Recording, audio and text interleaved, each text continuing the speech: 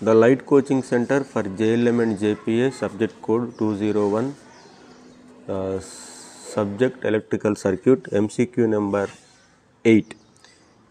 If a current of a 10 amps is flows into a junction and the sum of the currents flowing out of the junction is 6 amps, 3 amps, what is the current flowing through the third branch అన్నాడు. ఒక బ్రాంచ్లోనికి in current ఎంత వస్తుందంటే 10 amps వస్తుంది. Out ఎంత పోతున్నాయి అంటే ఒకటి వచ్చేసేసి 6 amps, ఇంకోటి వచ్చేసి 3 amps అయితే మూడో కరెంట్ ఎంత అంటాడు. 6 + 3 9, 9 + 1 10 కాబట్టి ఆప్షన్ ఏ అనేది కరెక్ట్. మూడోది, according to Kirchhoff voltage law అంటే KVL, the sum of the voltages around any closed loop of a circuit is అంటే కిర్చాఫ్ లా ప్రకారం ఒకవేళ ఇది సోర్స్ అయితే ఇది ఏదైనా రెసిస్టెన్స్, ఇది ఏదైనా రెసిస్టెన్స్, ఇది ఏదైనా రెసిస్టెన్స్ అయితే ఇక్కడ వచ్చే వోల్టేజ్, ఇక్కడ వచ్చే వోల్టేజ్, ఇక్కడ వచ్చే వోల్టేజ్తో కలిపితే మనకి algebraic some of the voltage అనేది 0 వస్తాయి అన్నమాట.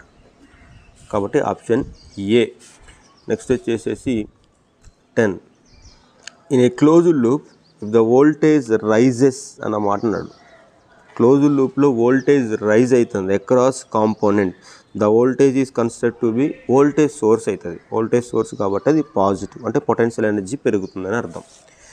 నెక్స్ట్ వచ్చేసి ఇన్ ఏ సింపుల్ లూప్, ఒక simple loop, in a simple loop consisting of, వాడు సింపుల్ లూప్ అని ఖచ్చితంగా అక్కడ మెన్షన్ చేసిండు. సింపుల్ లూప్ అంటే ఒకటే లూప్ అని అర్థం. ఒక 10 volts బ్యాటరీ ఉన్నాయి, దానికి ఒక 4 ohms resistance and 2 ohms resistance ఉన్నాయి. దీని వాల్యూ ఏమో 10 volts, దీనిదేమో 4 ohm, దీనిదేమో 2 ohm. If the current flowing through the circuit, current ఎంత ఫ్లో అవుతుంది, సిరీస్ సర్క్యూట్ కాబట్టి సేమ్ కరెంట్ 2 amps ఫ్లో అయితే what is the voltage across 4 ohm resistor అన్నాడు. దీని దగ్గర ఎంత ఉంటుంది అన్నాడు. ఇక్కడికి వచ్చేసి మనం V = I × R అనే ఓమ్స్లో ఆ నియమాన్ని అప్లై చేస్తే I వాల్యూ తెలుసు. ఈ సింపుల్ లూప్ కాబట్టి సిరీస్ సర్క్యూట్ కాబట్టి ఒకటే కరెంటు 2 × 4 అంటే 8 volts అనేది మనకు వస్తుంది. ఎక్కడ అక్రాస్ 4 ohms దగ్గర, అక్రాస్ 2 ohms దగ్గర 2 volts వస్తుంది కాబట్టి 8 ఈజ్ కరెక్ట్.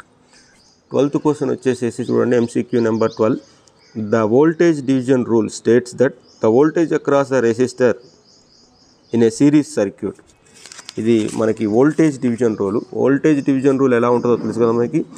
ఒక బ్యాటరీ సోర్స్ ఉండేసేసి 2 రెసిస్టర్స్ ఉంటాయి. వోల్టేజ్ డివిజన్ రూల్ ఎక్కడ అప్లై చేస్తాం, V1 = total voltage into same by some.